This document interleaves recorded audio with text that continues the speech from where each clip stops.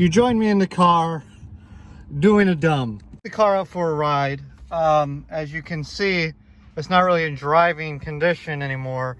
Well, with this being the throttle pedal and all. So when I took it out for the ride, I noticed that the throttle pedal was very, like I couldn't get it to go full throttle. And I remembered I stretched the throttle cable while doing the engine swap.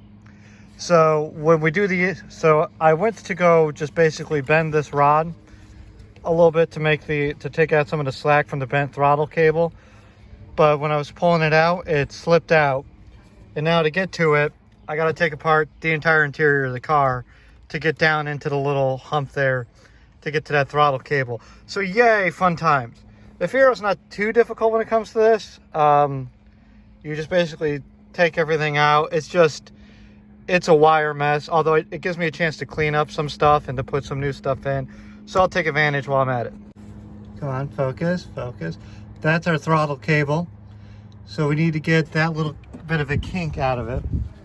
And what's happening down here is, this is our throttle cable. So when we pull on it, you can see we can pull on it. I'm pulling right now. We get a little bit before it strains out. So what we're gonna do is, like if I'm down here at the very end and I pull on it, I can't get to full throttle. So what I'm gonna do is I'm going to basically take this and move it forward a little bit. So I've been trying to fix my brake light, or not my brake lights. The reverse lights are not coming on.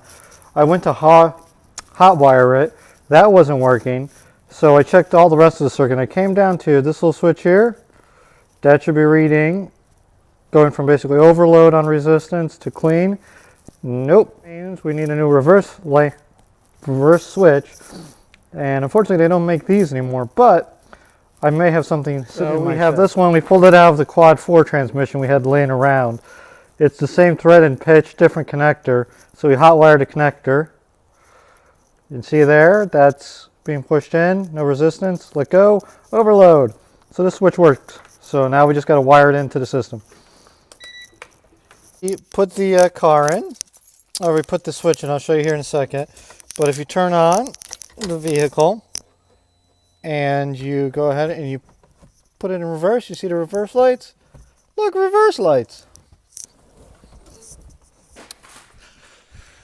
Oh, that's such a welcome sight. So that is a safety thing done and taken care of. The details, but the old safety switch, or the old reverse switch rather, was underneath there. It's just two connectors, or two cables, positive and a negative. One goes back here to the switch down in there. So what we did is we had to hot wire this up into there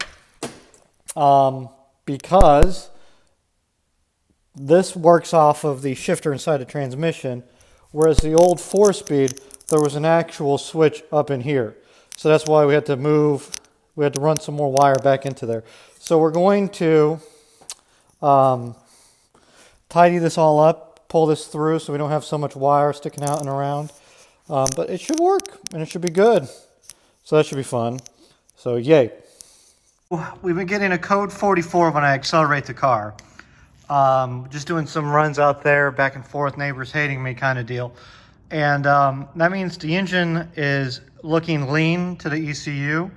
And this is our O2 sensor. And again, like the motor's been worked over, but I don't know the age of any sensor in here.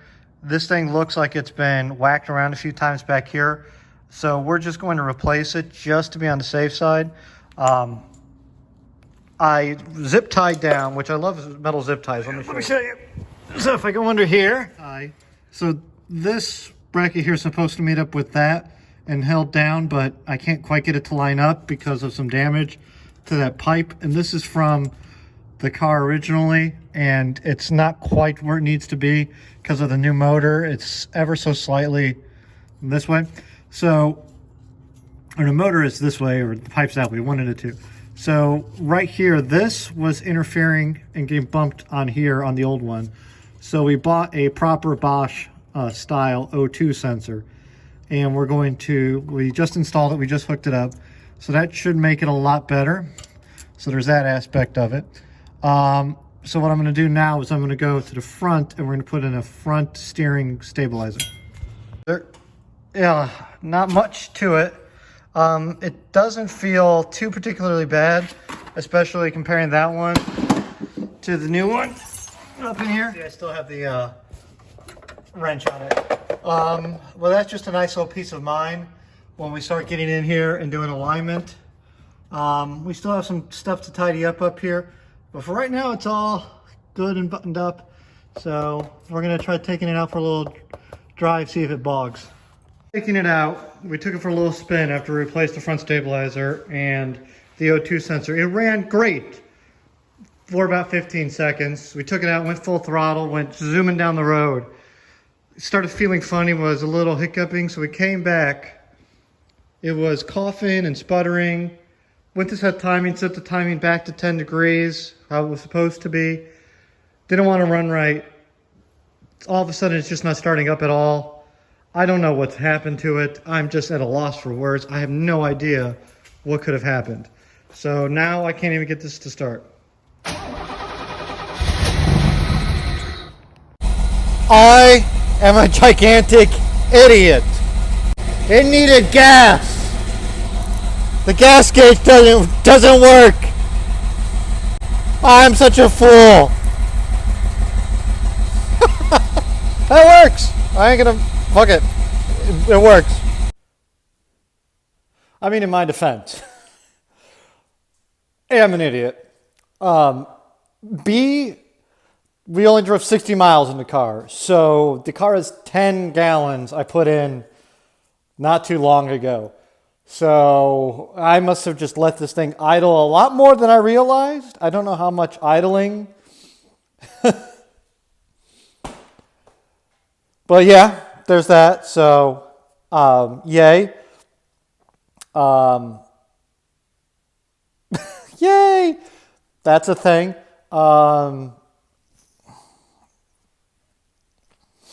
Cool. Fun.